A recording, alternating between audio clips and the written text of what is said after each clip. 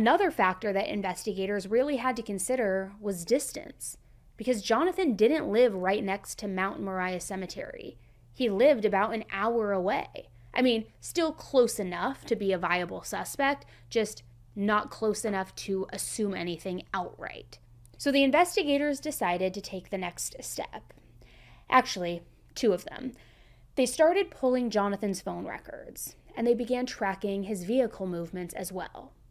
And this is where things really started to line up, okay? Because according to phone records, starting at 10:30 p.m. on October 31st, 2025, Halloween night, Jonathan's phone began pinging at the cell tower that covers Mount Mariah Cemetery. And those pings continued until about 8:50 a.m. on November 1st. It appears that he took a brief break later that morning, but then returned around 11:38 a.m. and stayed in the area until approximately 4:48 p.m. on November 2nd. So big chunks of time pinging directly in that area, a big wave of time, then he would take a little break, then he would return another big wave of time, and that pattern just kept repeating. Each time Jonathan was allegedly at the cemetery, it wasn't for like an hour or two, maybe visiting a loved one, paying his respects. He was there for hours at a time, sometimes even overnight, which honestly explains why the investigators found that Monster Energy drink at one of the scenes, right? Because certainly didn't look like he was getting much sleep, needed to stay awake to rob these graves. Which, it's one thing to visit a cemetery during the day. People visit loved ones all the time. Some even at night. Some even walk through cemeteries like they're parks. There's something calming about it. They either admire the architecture or it makes them feel like close to their loved ones. Whatever. Totally fine. I'll be honest, it's not really my thing, but I also will tell you this. When I was in New York last summer with my sister, there was a cemetery within maybe a 3-minute walk from where we were. And we, as you know, we lost our dad back in 2024, and she was journaling every night and would walk to the cemetery. She found a specific bench that she would always sit on, and she would journal, and, it was a process for her to grieve, and it made her feel close to my dad, and it just felt comforting to her. So, and then when we ended up leaving New York, she brought flowers to that bench, and I think she actually even met the relative of that person.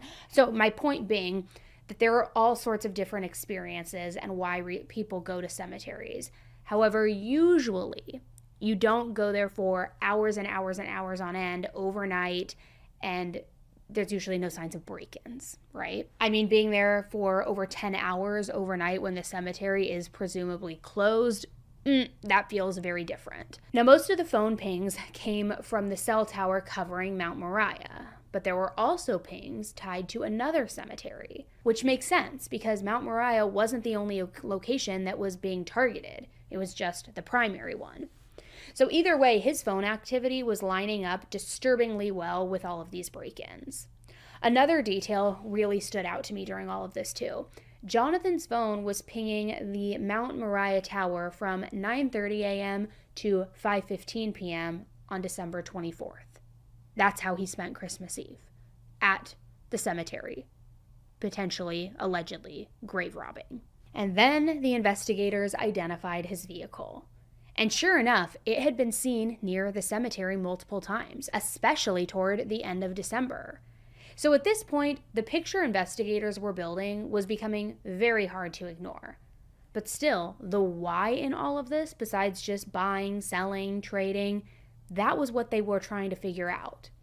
Now, remember how that tip had mentioned that Jonathan had been arrested for shoplifting? Well, that detail ended up mattering, not because it said anything about his character or his morals, but because of what he actually stole. On Halloween night, Jonathan was caught stealing approximately $170 worth of items from a hardware store. Among these items, a headlamp, gloves, and what court documents describe as, quote, cutting tools.